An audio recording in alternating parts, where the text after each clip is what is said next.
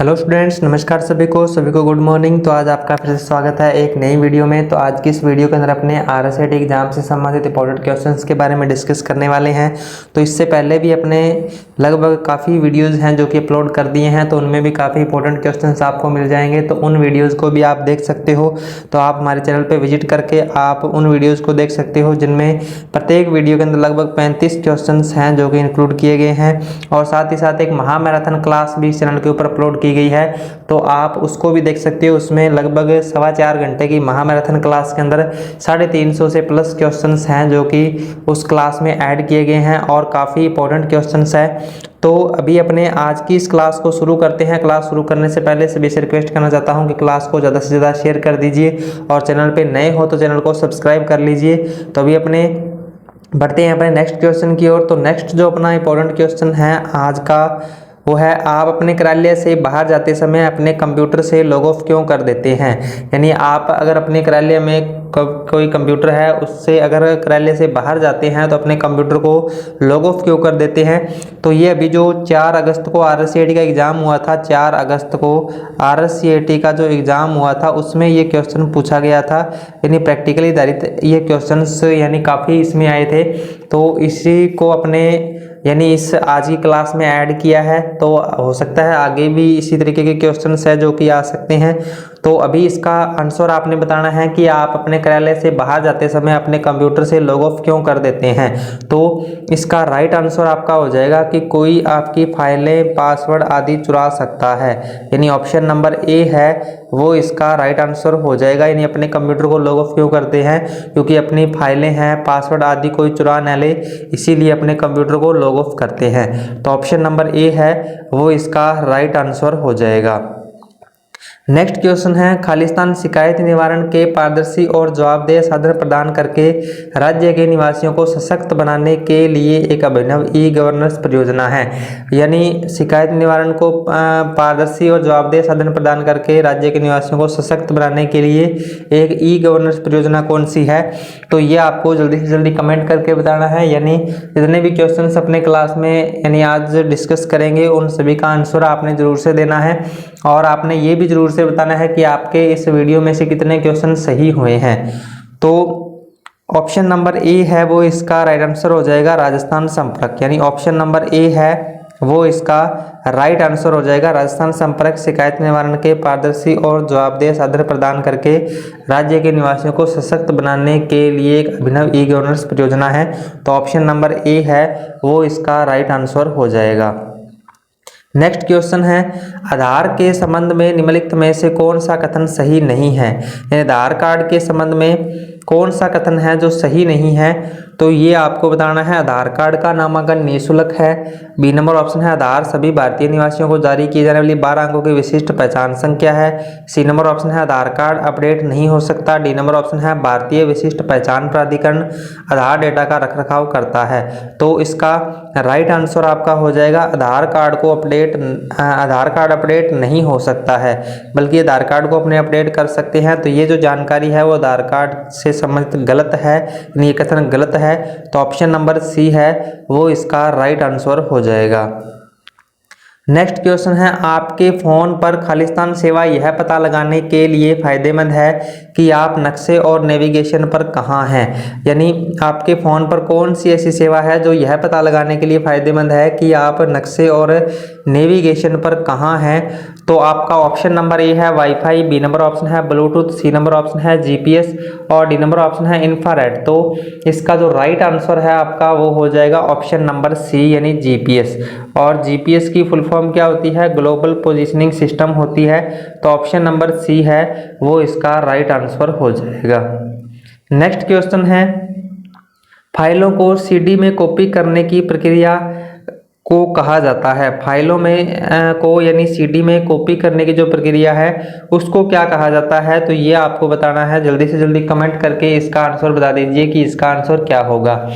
तो option number A है आपका स्टोरिंग, बी नंबर ऑप्शन है कॉपिंग, सी नंबर ऑप्शन है बर्निंग और डी नंबर ऑप्शन है पेस्टिंग। तो इसका राइट आंसर आपका हो जाएगा बर्निंग। यानी सीडी में फाइलों को कॉपी करने की जो प्रक्रिया होती है उसको क्या कहा जाता है, तो बर्निंग कहा जाता है। ऑप्शन नंबर सी है वो इसका राइट आंसर हो जाएगा। नेक्स्ट क्वेश्चन है निम्नलिखित में से कौन सा कैश मेमोरी का नुकसान है, यानी इसमें से आपको कैश मेमोरी का नुकसान क्या है ये बताना है। ऑप्शन नंबर ए है कैश मेमोरी मुख्य मेमोरी से तेज होती है। बी नंबर यह मुख्य मेमोरी की तुलना में कम एक्सेस समय लेता है। सी नंबर ऑप्शन है यह अस्थायी उपयोग के लिए डेटा संग्रहित करता है। डी नंबर कैश मेमोरी की क्षमता सीमित होती है। तो कैश मेमोरी की अगर अपनी बात करें तो कैश मेमोरी की जो क्षमता होती है वो सीमित होती है, यानी साइज में सबसे छोटी होती है ये। तो ऑप्शन नंबर डी है वो इसका राइट आंसर हो जाएगा। कैश मेमोरी की क्षमता सीमित होती है, ऑप्शन नंबर डी है वो इसका राइट आंसर हो जाएगा। नेक्स्ट क्वेश्चन है MS वर्ड 2010 में से कौन सा अलाइनमेंट विकल्प पैराग्राफ की प्रत्येक पंक्ति को बाएं और दाएं हाशिए के बीच संरेखित करता है और बाएं और दाएं दोनों किनारों पर सीधे किनारे बनाता है। यानी MS वर्ड 2010 में कौन सा ऐसा अलाइनमेंट विकल्प है जो यानी पैराग्राफ के दोनों किनारों को बराबर करता है, यानी जो लाइनिंग्स अपने आगे पीछे होती है इन दोनों को बराबर करने का काम करता है। यानी कौन से अलाइनमेंट का अपने यूज करते हैं, तो ऑप्शन नंबर सी है वो इसका राइट आंसर हो जाएगा, यानी जस्टिफाई अलाइनमेंट। यानी जस्टिफाई अलाइनमेंट जो होता है वो पैराग्राफ के दोनों किनारों को बराबर करता है, यानी जो लाइनिंग्स आगे पीछे होती है उनको बराबर करने का काम करता है, तो जस्टिफाई अलाइनमेंट हो जाएगा। और जस्टिफाई अलाइनमेंट की शॉर्टकट की क्या होती है, तो जस्टिफाई अलाइनमेंट की शॉर्टकट की होती है कंट्रोल प्लस जे होती है जस्टिफाई अलाइनमेंट की शॉर्टकट की। तो ऑप्शन नंबर सी है वो इसका राइट आंसर हो जाएगा। नेक्स्ट क्वेश्चन है MS वर्ड में गटर किससे संबंधित है। MS वर्ड में गटर है जो किससे संबंधित है, तो ऑप्शन नंबर ए है ओरिएंटेशन, बी नंबर ऑप्शन है page size, C number option है मार्जिन और डी नंबर ऑप्शन है इक्वेशन। तो यानी जो MS वर्ड में गटर है वो किससे संबंधित है, तो गटर अपने मार्जिन से संबंधित है, ऑप्शन नंबर सी है वो इसका राइट आंसर हो जाएगा। और गटर एक प्रकार का मार्जिन होता है, यानी ये मार्जिन किस साइड में छोड़ा जाता है, तो ये पेज में लेफ्ट और टॉप साइड में छोड़ा जाता है, लेफ्ट या टॉप साइड में ये छोड़ा जाता है। और यानी ये कई बार एग्जाम में इस तरीके से भी दे देता है कि यह पेज के बंधन पक्ष में जोड़ा जाता है, यानी जिस साइड से अपने बुक या कॉपी को स्टेपलर करना होता है उस साइड में अपने इस मार्जिन को छोड़ते हैं। तो ऑप्शन नंबर सी है वो इसका राइट आंसर हो जाएगा। नेक्स्ट क्वेश्चन है कंप्यूटर का वह भाग जो उसके कार्यों का समन्वय करता है कहलाता है। कंप्यूटर का वह भाग जो उसके कार्यों का समन्वय करता है यानी देख रेख करता है, तो वह क्या कहलाता है, तो ऑप्शन नंबर ए है ROM program, B number option है system board, C number option है अर्थमेटिक लॉजिक यूनिट और डी नंबर ऑप्शन है कंट्रोल यूनिट। तो इसका राइट आंसर आपने बताना है, तो इसका राइट आंसर आपका हो जाएगा कंट्रोल यूनिट, यानी ऑप्शन नंबर डी है वो इसका राइट आंसर हो जाएगा। कंट्रोल यूनिट यानी कंट्रोल यूनिट कंप्यूटर का वह भाग होता है जो उसके कार्यों का समन्वय करता है, यानी CU जिसको शॉर्ट में CU भी कहा जाता है, कंट्रोल यूनिट, यानी ऑप्शन नंबर डी इसका राइट आंसर हो जाएगा। नेक्स्ट क्वेश्चन है संक्षिप्त नाम GBPS का पूर्ण रूप क्या है, तो इसमें आपको GBPS का पूर्ण रूप आपको बताना है क्या है, तो जल्दी से जल्दी कमेंट करके बता दीजिए कि GBPS का पूर्ण रूप क्या होगा। और वीडियो को ज़्यादा से ज़्यादा शेयर कर दीजिए और चैनल को सब्सक्राइब करके पास वाले बेल आइकन को प्रेस कर लीजिए, क्योंकि अभी अपने जो एग्ज़ाम होने वाला है 18 अगस्त को RSAT का एग्ज़ाम होने वाला है और 18 अगस्त तक आपको कंटिन्यू इस चैनल के ऊपर इसी तरीके से वीडियोज़ हैं जो कि मिलती रहेंगी। और आगामी अपने कोई भी कंपटीशन का एग्ज़ाम जैसे CET वगैरह का आएगा तो उसके लिए भी अपने इस चैनल के ऊपर जो वीडियोस है वो आपके लिए लेकर आते रहेंगे। तो अभी आपने इसका आंसर बताना है क्या है, तो GBPS का पूर्ण रूप क्या हो जाएगा, गीगाबिट्स पर सेकंड हो जाएगा, यानी ऑप्शन नंबर डी है वो इसका राइट आंसर हो जाएगा, gigabits per second. Next question है निम्नलिखित में से किसकी भंडारण क्षमता सबसे कम है, निम्नलिखित में से किसकी भंडारण क्षमता है जो सबसे कम है, तो ये आपको बताना है। ऑप्शन नंबर ए है floppy disk, B number option है CD, सी नंबर ऑप्शन है DVD, डी नंबर ऑप्शन है हार्ड डिस्क। तो यानी किसकी भंडारण क्षमता होती है जो सबसे कम होती है, तो ऑप्शन नंबर ए है वो इसका राइट आंसर हो जाएगा। फ्लॉपी डिस्क ड्राइव जो है उसकी भंडारण क्षमता जो होती है वो सबसे कम होती है, और यही अगर सबसे तेज का पूछा जाए तो सबसे तेज यानी सबसे ज़्यादा भंडारण क्षमता किसकी होती है, तो हार्ड डिस्क की होती है। तो ये भी जो क्वेश्चन है वो लगभग 4 अगस्त को RSAT एग्जाम में पूछा गया था कि सबसे भंडारण क्षमता किसकी कम होती है, तो फ्लॉपी डिस्क की होती है, और सबसे ज़्यादा अगर पूछे तो हार्ड डिस्क की होती है। तो अभी इसका राइट आंसर हो जाएगा आपका ऑप्शन नंबर ए। नेक्स्ट क्वेश्चन है, MS पावर पॉइंट में हम स्लाइड शो को शुरुआत से खालिस्तान कुंजी का उपयोग करके और वर्तमान स्लाइड से खालिस्तान कुंजी का उपयोग करके चला सकते हैं। यानी अगर अपने शुरुआत से स्लाइड शो को चलाना है तो अपने कौन सी शॉर्टकट कुंजी का यूज करेंगे, और अगर अपने वर्तमान यानी सिलेक्टेड स्लाइड से स्लाइड शो को चलाना है तो अपने किस कुंजी का प्रयोग करेंगे, तो ये आपको बताना है। तो ऑप्शन नंबर डी है वो इसका राइट आंसर हो जाएगा। यानी अपने F5 से अपने शुरुआत से स्लाइड शो को चला सकते हैं, और वर्तमान स्लाइड से चलाने के लिए अपने शिफ्ट प्लस F5 का अपने यूज करेंगे, शिफ्ट प्लस F5। तो ऑप्शन नंबर डी है वो इसका राइट आंसर हो जाएगा। नेक्स्ट क्वेश्चन है, मान लीजिए कि आप यह सुनिश्चित करना चाहते हैं कि MS एक्सेल 2010 में एक वर्कशीट किसी भी पेज की चौड़ाई के हिसाब से एक पेज पर प्रिंट हो, तो आप किस सेटिंग का उपयोग करेंगे। यानी अगर आप चाहते हो एक कोई वर्कशीट है जो किसी पेज की चौड़ाई के हिसाब से अगर आप उसको एक ही पेज के ऊपर प्रिंट करना चाहते हो तो उसके लिए अपने किस सेटिंग का उपयोग करेंगे, तो ये आपको बताना है। जल्दी से जल्दी कमेंट करके बता दीजिए इसका आंसर क्या होगा। तो ऑप्शन नंबर ए है वो इसका राइट आंसर हो जाएगा, fit sheet on one page. यानी इस सेटिंग से अपने क्या है, यानी किसी वर्कशीट को एक ही पेज के ऊपर अपने सेट कर सकते हैं। तो ऑप्शन नंबर ए है वो इसका राइट आंसर हो जाएगा, ऑप्शन नंबर ए।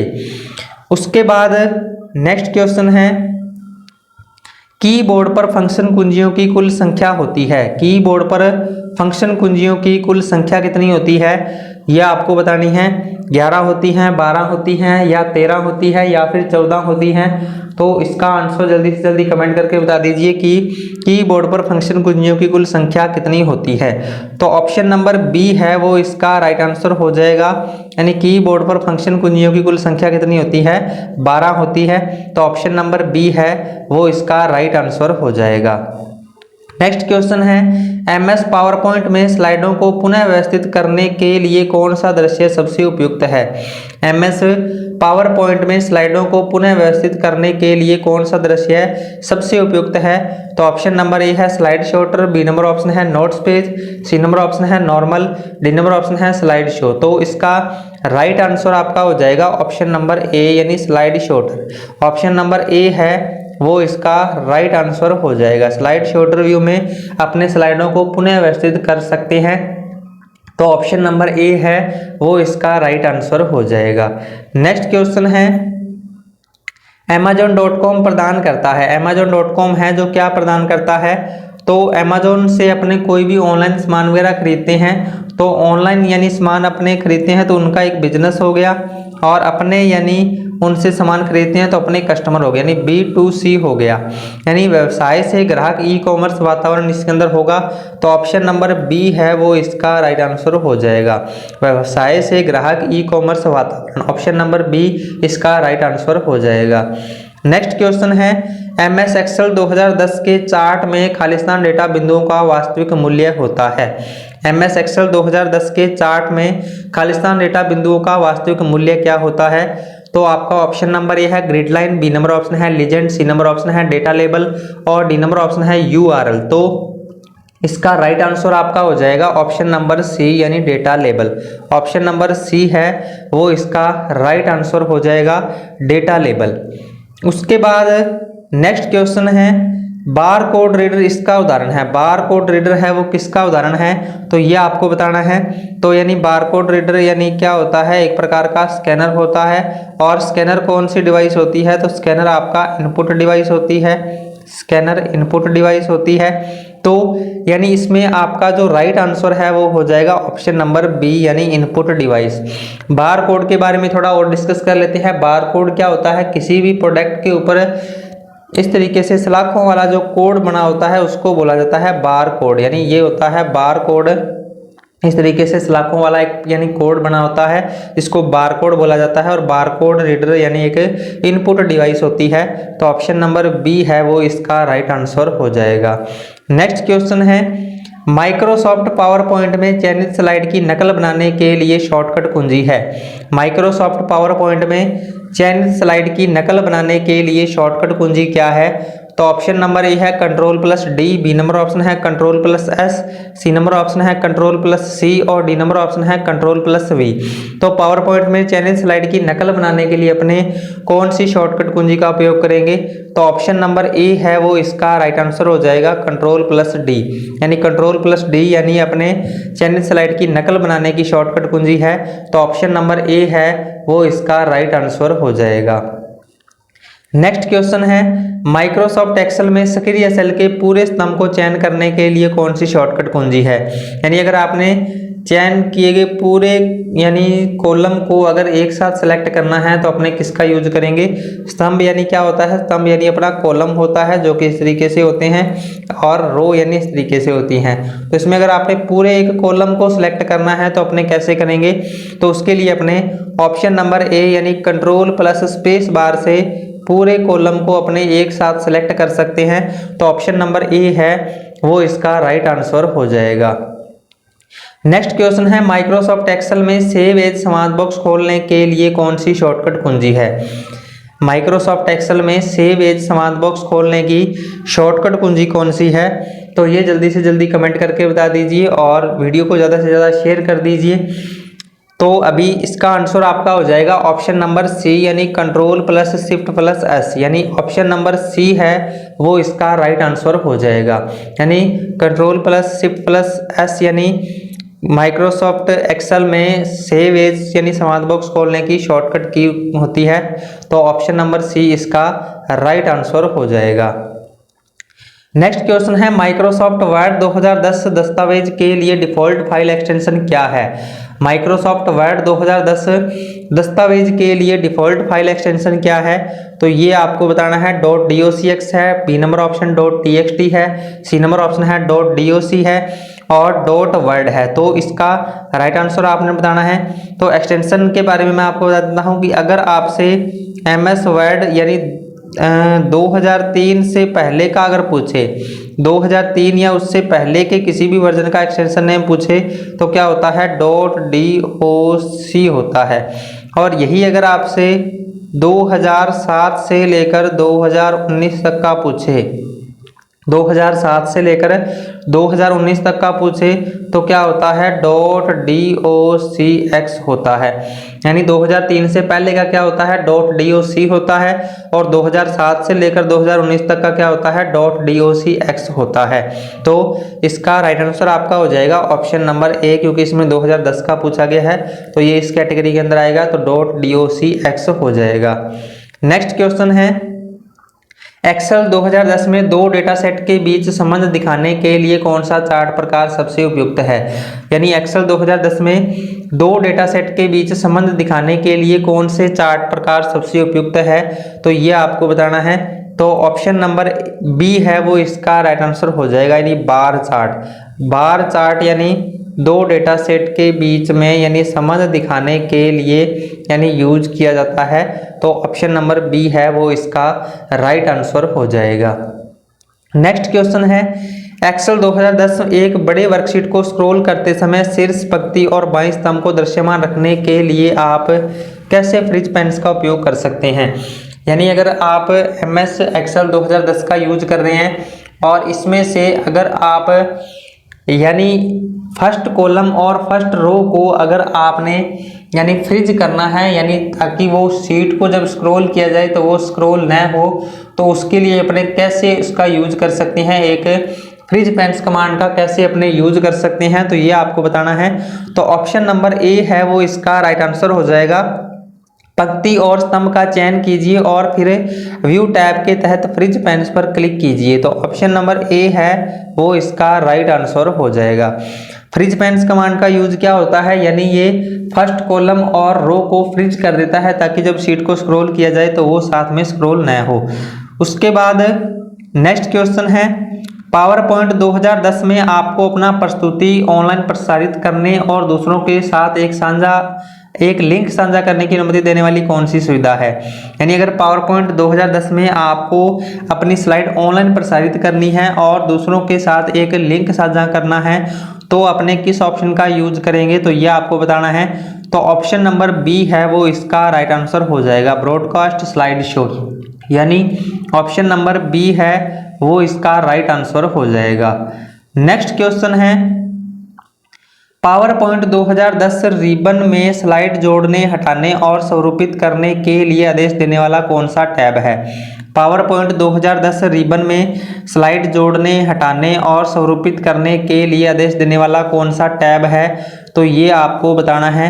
तो इसमें होम है, इंसर्ट है, डिजाइन है, ट्रांजिशन है। तो इसका राइट आंसर आपका हो जाएगा ऑप्शन नंबर ए यानी होम। यानी होम टैब से अपने क्या है, यानी स्लाइड को जोड़ सकते हैं, हटा सकते हैं और उसका लेआउट वगैरह है वो अपने चेंज कर सकते हैं। तो ऑप्शन नंबर ए है वो इसका राइट आंसर हो जाएगा। नेक्स्ट क्वेश्चन है, प्रेजेंटेशन के स्लाइड शो को शुरू करने के लिए अपने किसका यूज करेंगे। तो आप 5 कुंजी दबाइए। बी नंबर ऑप्शन है स्लाइड शो से व्यू शो विकल्प का चयन कीजिए। सी नंबर ऑप्शन है स्लाइड शो मेन्यू में रिहर्स टाइम का चयन कीजिए। डी नंबर ऑप्शन है विकल्प ए या बी का चयन कीजिए। तो इसका राइट आंसर आपका हो जाएगा ऑप्शन नंबर डी यानी विकल्प ए या बी का चयन कीजिए। तो ऑप्शन नंबर डी है वो इसका राइट आंसर हो जाएगा। यानी आप अब 5 कुंजी का भी यूज कर सकते हो और स्लाइड शो मेन्यू से व्यू शो विकल्प का भी चयन कर सकते हो। तो ऑप्शन नंबर डी है वो इसका राइट आंसर हो जाएगा। नेक्स्ट क्वेश्चन, एक सर्च इंजन द्वारा सूचनाओं को खोजने के लिए किसका उपयोग किया जाता है। एक सर्च इंजन द्वारा सूचनाओं को खोजने के लिए किसका प्रयोग किया जाता है, तो ये आपको बताना है। वेब क्रोलिंग, वेब स्पाइडर का, या इंडेक्सिंग का, या सर्चिंग का, या ये सभी। तो इसका राइट आंसर आपका हो जाएगा ऑप्शन नंबर डी यानी ये सभी। ऑप्शन नंबर डी है वो इसका राइट आंसर हो जाएगा। नेक्स्ट क्वेश्चन है, कंप्यूटर को ऑन करने की प्रक्रिया क्या कहलाती है। कंप्यूटर को ऑन करने की प्रक्रिया क्या कहलाती है, तो स्टार्टिंग कहलाती है, हाइबरनेटिंग कहलाती है, निर्गोन कहलाती है और बूटिंग कहलाती है।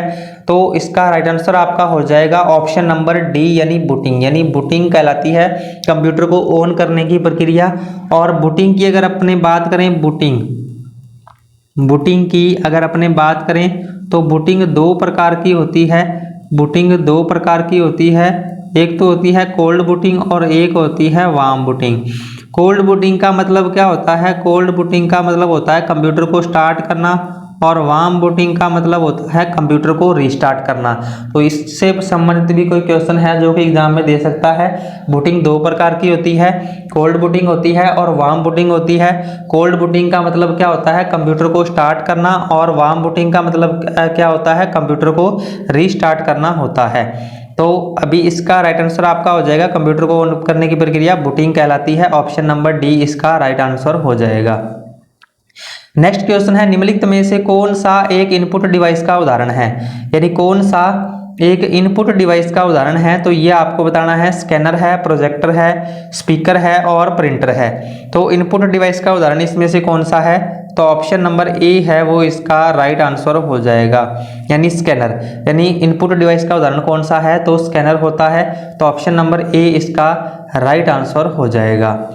नेक्स्ट क्वेश्चन है, OTP का उपयोग सुरक्षित ऑनलाइन लेन देन के लिए अतिरिक्त सुरक्षा सुविधाओं में से एक के रूप में किया जाता है। OTP का पूर्ण रूप क्या है, तो OTP का पूर्ण रूप क्या है ये आपको बताना है। तो OTP का पूर्ण रूप होता है वन टाइम पासवर्ड। यानी ऑप्शन नंबर सी है वो इसका राइट आंसर हो जाएगा, वन टाइम पासवर्ड। और OTP जो होती है वो कितने डिजिट्स की होती है, तो OTP यानी 4 से 6 डिजिट्स की होती है। यानी या तो 4 डिजिट की होती है या फिर 6 डिजिट्स की होती है। तो ये भी एग्जाम में क्वेश्चन है जो दे सकता है। अभी इसमें इसकी फुल फॉर्म पूछी गई है, तो OTP की फुल फॉर्म क्या हो जाएगी, वन टाइम पासवर्ड हो जाएगी। नेक्स्ट क्वेश्चन है, राजस्थान सरकार द्वारा प्रदान एक शिकायत निवारण सेवा है। राजस्थान सरकार द्वारा प्रदान एक शिकायत निवारण सेवा कौन सी है, तो इसका आपने राइट आंसर जल्दी से जल्दी कमेंट करके बताना है और क्लास को ज़्यादा से ज़्यादा शेयर कर दीजिए ताकि अपने और भी स्टूडेंट्स हैं जो कि जिन तक ये क्लास पहुंच सके, जिनका अभी आरएससीटी का एग्जाम होने वाला है।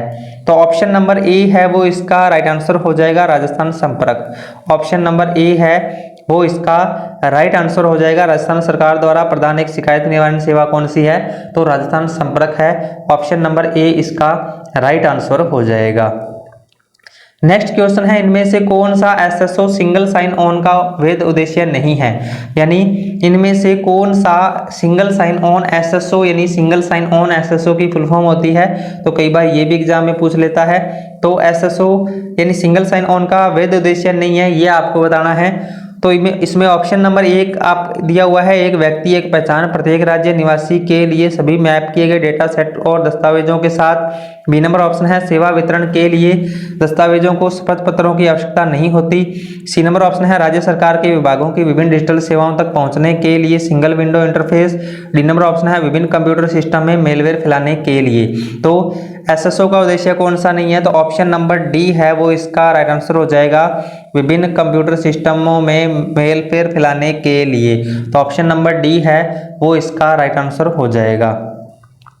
नेक्स्ट क्वेश्चन है YouTube क्या है, तो YouTube क्या है ये आपको बताना है, और ये लगभग सभी को पता होता है। YouTube से पे अपने क्या है, यानी कोई भी वीडियो अपने सर्च कर सकते हैं और उसके ऊपर अपने कोई वीडियो अपलोड कर सकते हैं, वीडियो को शेयर कर सकते हैं। तो इसका राइट आंसर आपका हो जाएगा ऑप्शन नंबर ए, यानी एक वीडियो साझाकरण और वीडियो खोज वेबसाइट है जो उपयोगकर्ता को वीडियो अपलोड करने, देखने और साझा करने की अनुमति देती है। तो ऑप्शन नंबर ए है वो इसका राइट आंसर हो जाएगा। नेक्स्ट क्वेश्चन है माइक्रोसॉफ्ट एक्सेल में निम्नलिखित में से कौन सी एक विशेषता है जिसका उपयोग स्प्रेडशीट में डेटा पर गणना करने के लिए किया जाता है। माइक्रोसॉफ्ट एक्सेल में कौन सी एक ऐसी विशेषता है जिसका उपयोग स्प्रेडशीट में डेटा पर गणना करने के लिए किया जाता है। तो चार्ट है, फिल्टर है, फॉर्मूला है या फिर टेबल है। तो इसका राइट आंसर आपका हो जाएगा ऑप्शन नंबर सी यानी फॉर्मूला। ऑप्शन नंबर सी है वो इसका राइट आंसर हो जाएगा। तो ये थे आज के अपने कुछ इंपॉर्टेंट क्वेश्चंस। तो आपको ये वीडियो कैसी लगी आपने कमेंट करके जरूर बताना है, और साथ ही साथ आपके इस वीडियो में से कितने क्वेश्चन सही हुए हैं ये भी आपने कमेंट करके जरूर से बताना है। तो अभी अपने क्लास से विदा लेते हैं, अपने मिलते हैं नेक्स्ट वीडियो में कुछ नए इंपॉर्टेंट क्वेश्चन के साथ। तब तक के लिए जय हिंद, जय भारत।